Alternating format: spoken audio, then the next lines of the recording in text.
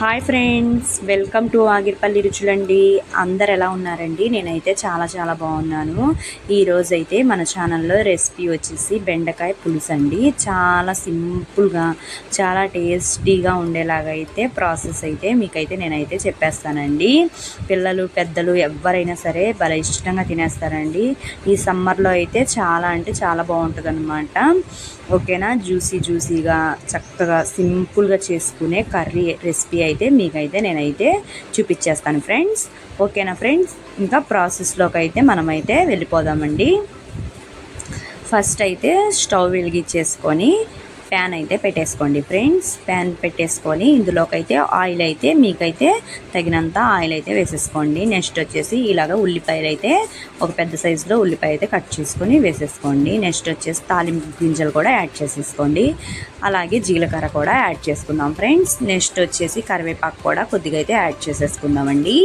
ఇంకా ఇలాగ యాడ్ చేసేసుకున్న దాన్ని ఒకసారి అయితే మనమైతే చక్కగా కలిపేసుకొని ఇదైతే కొంచెం అయితే ఫ్రై అయితే చేసేసుకుందామండి. కలుపుకుంటూ ఉల్లిపాయ కొంచెం మగ్గాలండి.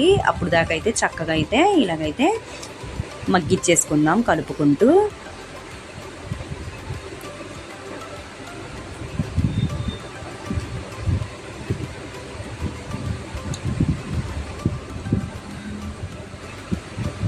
ఓకేనా ఫ్రెండ్స్, నెక్స్ట్ వచ్చేసి ఇప్పుడైతే ఉల్లిపాయ కొద్దిగా మగ్గింది కదండి. ఇందులోకి అయితే ఒక్క టమాటా అయితే చిన్న టమాటా వేసుకుంటే సరిపోయిద్దండి.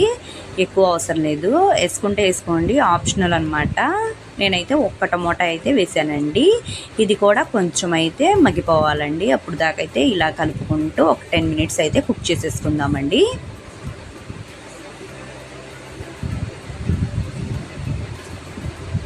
ఓకేనా ఫ్రెండ్స్, ఇప్పుడైతే మగ్గిపోయింది కదండి. ఇందులోకి అయితే ఒక్క పచ్చిమిర్చి అయితే యాడ్ చేసుకుందామండి. ఇలాగా నీట్గా కడుక్కున్న బెండకాయలు అయితే ఈ సైజులోనే ముక్కలు అయితే కోసుకుందామండి. మరి చిన్నగా వద్దు, మీడియం సైజులో ఇలా కోసుకుంటేనే బాగుంటుంది అనమాట. ఇందులోకి అయితే పసుపు అయితే యాడ్ చేసుకుందామండి. ఒక స్పూన్ దాకా పసుపు అయితే యాడ్ చేసుకుందాము. అలాగే సాల్ట్ అయితే మనకైతే టేస్ట్కి సరిపోయినంత సాల్ట్ అయితే యాడ్ చేసేసుకొని ఇలాగైతే ఒకసారి అయితే కలిపేసుకొని ఒక 10 మినిట్స్ అయితే మూత పెట్టేసుకొని కుక్ చేసేసుకుంటే చూసారు కదా, ఇంకా ఇలాగైతే కుక్ అయిపోయింది అనమాట. ఓకేనా ఫ్రెండ్స్, ఇలాగైతే కుక్ చేసేసుకుందామండి. చక్కగా బెండకాయ ముక్క, టమాటా చక్కగా అన్నీ మగ్గిపోతాయండి.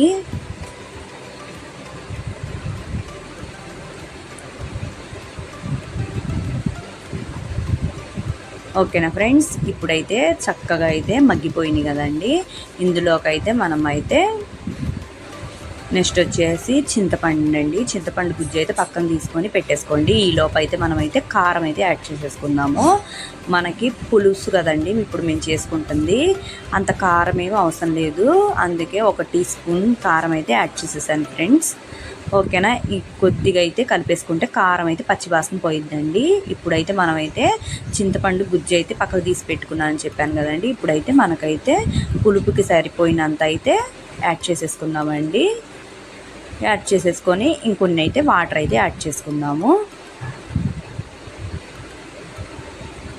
ఇంకా ఇందులోకి అయితే కొద్దిగా అయితే పంచదార అయితే యాడ్ చేసుకోండి ఫ్రెండ్స్. పంచదార ఎందుకు యాడ్ చేసుకోవాలంటే ఇప్పుడు మనం చింతపండు వేసుకున్నాం కదండి, చింతపండులో వగరు ఉంటుంది. ఆ వగరు విరిగిపోవడానికి పంచదార వేసుకోండి. పంచదార వేసుకున్నాం కదని తీయగా అయితే ఉండదండి, చాలా టేస్ట్ అయితే పర్ఫెక్ట్గా ఉంటుంది అనమాట. నేను చెప్పిన ప్రతి ఒక్క కొలతతో అయితే మీరు చేస్తే చాలా మంచిగా ఉంటుంది అనమాట. టేస్టీ కర్రీ అనమాట. ఇందులోకి అయితే చక్కగా ఒక గుడ్డు ఆమ్లెట్ వేసుకుంటే మంచిగా రెసిపీ అయితే భలే చక్కగా ఉంటుంది ఫ్రెండ్స్. ఓకేనా, ఇంకా ఈ రెసిపీ మీకు నచ్చినట్టయితే లైక్ చేయండి, షేర్ చేయండి, అలాగే కామెంట్ కూడా చేయండి ఫ్రెండ్స్. ఇంకా ఎవరైనా సబ్స్క్రైబ్ చేసుకోకపోతే వెంటనే సబ్స్క్రైబ్ కూడా చేసేసుకోండి ఫ్రెండ్స్. ఓకేనా ఫ్రెండ్స్, నా ఛానల్కి కొంచెం మోటివేషన్గా ఉంటుంది అన్నమాట మీరు ఒక సబ్స్క్రైబ్ చేసుకుంటే. ఓకేనా ఫ్రెండ్స్, ఇలాగా ఇంకా సింపుల్గా అయితే ప్రాసెస్ అయితే మీకు చెప్పేసాను కదండి. ఇంకా మీరు కూడా చూసారు కదా.